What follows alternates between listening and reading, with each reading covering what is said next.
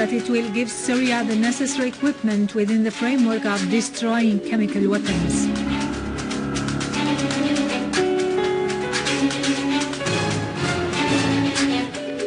Units of the Syrian Arab Army maintain control in most neighborhoods in al-Nabaw and destroy armed dens in Aleppo and Idlib.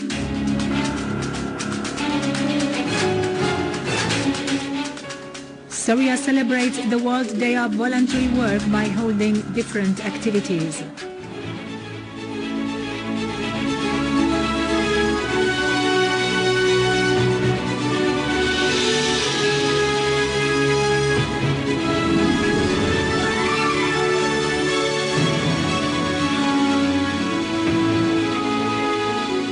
Good afternoon, ladies and gentlemen. I'm Irado Krikorian from the Syrian Arab Television.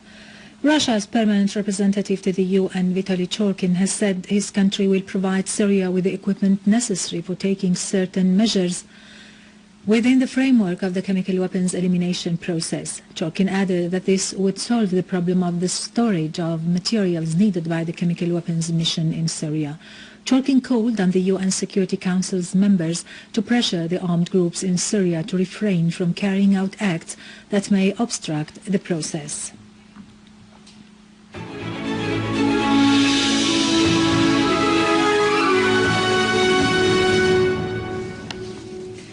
In Aleppo, the Syrian Arab Army has thwarted an attempt by terrorists to attack al-Kindi hospital, killing and injuring several gunmen. The Syrian army troops have also foiled an attempt to detonate two booby-trapped cars in the surroundings of the hospital.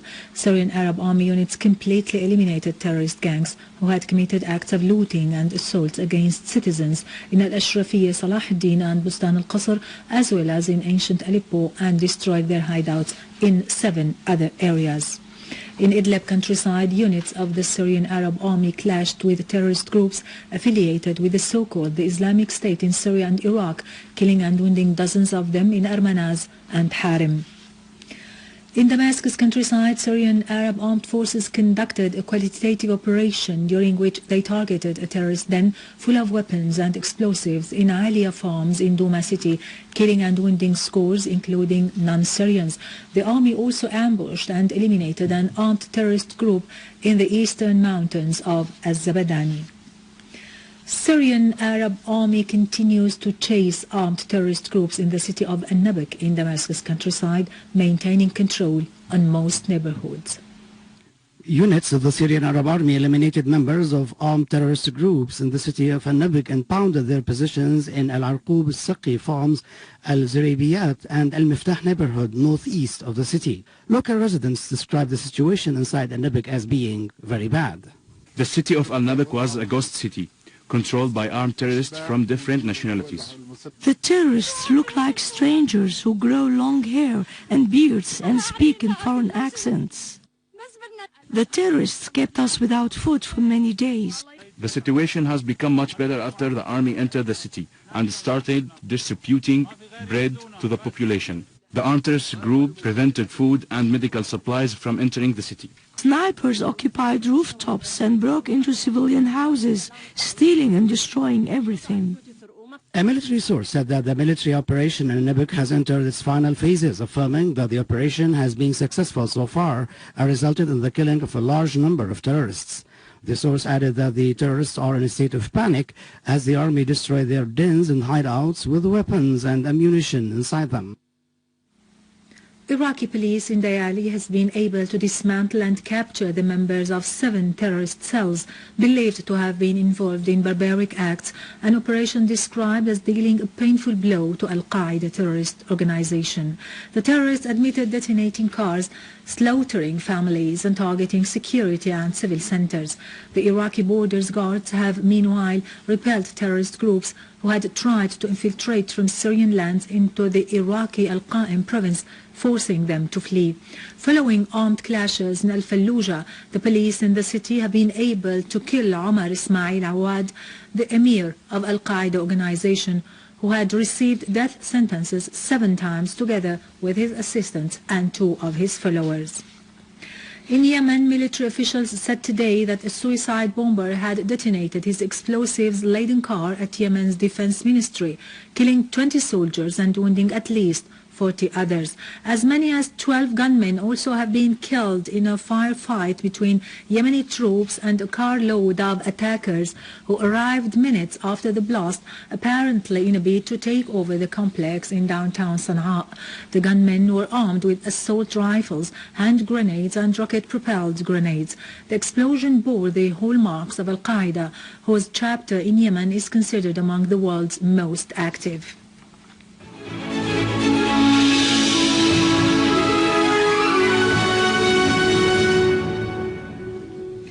The world celebrates Volunteers' Day under the auspices of the UN in a gesture to consolidate international solidarity through organizing rallies and donations. The 5th of December is not like any other day in the year. It is the International Volunteer Day, which was designated by the United Nations in 1985 as an international observance day to celebrate the power and potential of voluntary work. A day for all volunteers and voluntary organizations around the world to raise awareness and gain understanding for the contribution they make to their communities.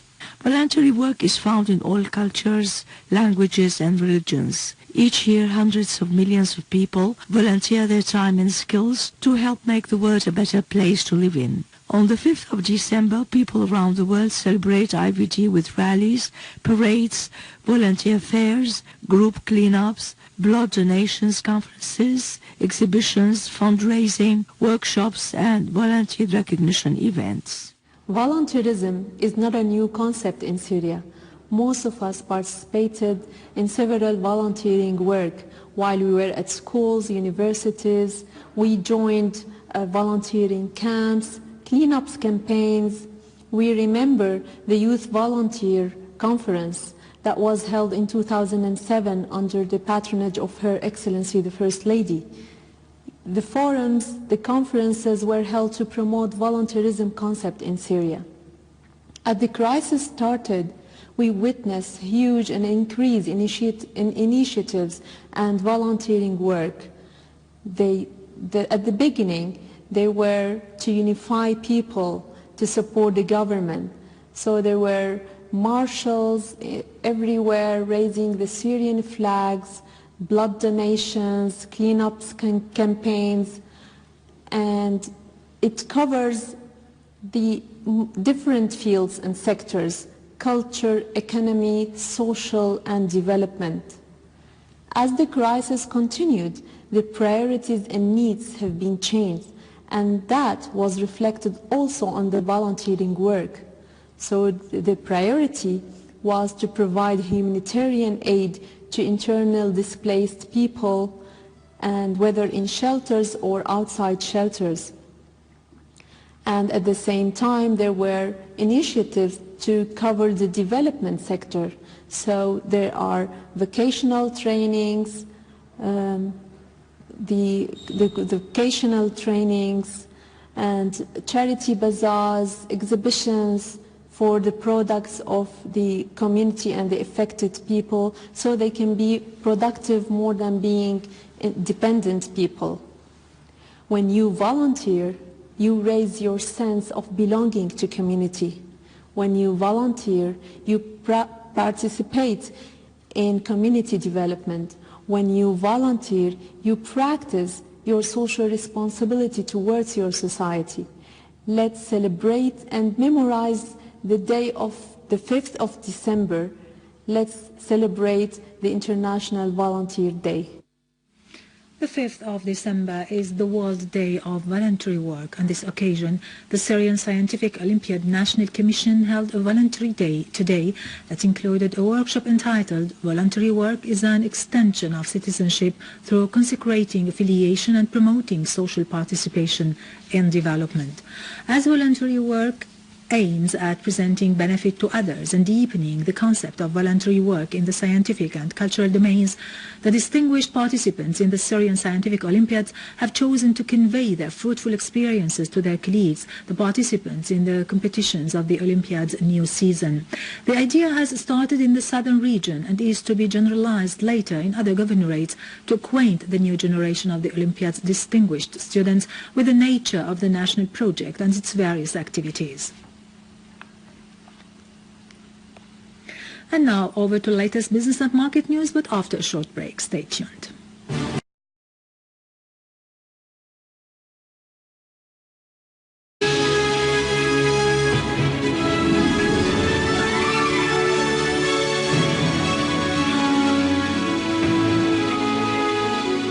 Good afternoon, ladies and gentlemen. I'm Irado Krikorian from the Syrian Arab Television. Russia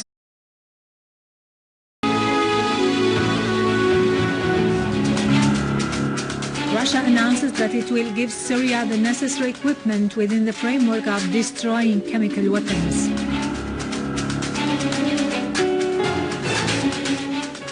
Syria celebrates the World Day of Voluntary Work by holding different activities.